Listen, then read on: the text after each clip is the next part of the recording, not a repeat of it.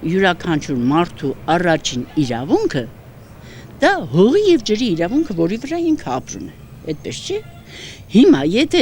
այդ իրավունքները խախտվում են, բնականաբար մնացած իրավունքներն երկրորդային են։ Եթե խախտվում է մարդ բնություն ներդաշնակ հարաբերությունները, ապա խախտվում է բնության եւ մարդու իրավունքները։ Յուրաքանչյուր թեկուզ տեղական կառավարման մարմին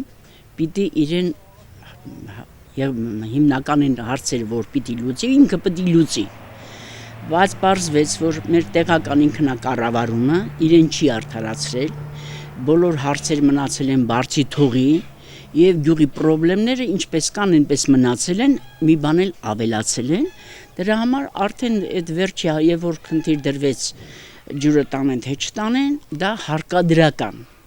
միջոցառում էր, որ մենք կազմակերպեցինք, հարկադրական։ Ես լսեցի, որ պետք է արդեն գետը լցնեն խողովակների մեջ եւ տանեն այլ համայնքներ ինքնահոս ոռոգելու նպատակով։ Ես անմիջապես զգացի այդ վտանգը,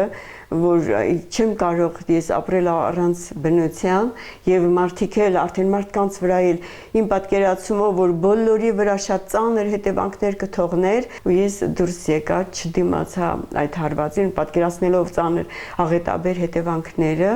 եւ որոշեցի, որ պետք է մարդկանց լուսաբանել վտանգների մասին, մարդիկ հասկացան, որ իրոք պետք է պայքարել, փրկել մեր բնությունը։ Մենք ցույց տվեցինք, որ կարելի է պայքարել ու հաղթել, քանի որ այդ մարդիկ էլ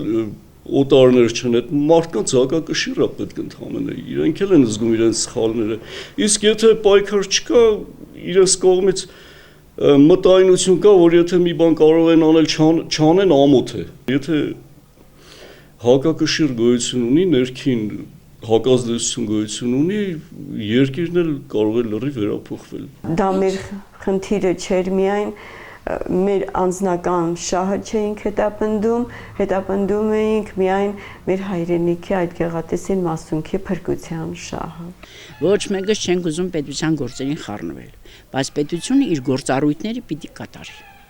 Երբ չի կատարում, թեկուզ տեղական ինքնակառավարումը, դա արդեն հարկադրում է դիմել այլ միջոցների, իսկ այդ միջոցներից մեկը այդ կոշտ պայքարն էր, որ կատարվեց մեզ մոտ։ Բավարարված եք հիմա։ Առայժմ գիտեք, բավարարվածությունը կլինի այն, որ վերջնականապես խնդիրը լուծվի։ Ամենամեծ հաղթանակը կարելի ասել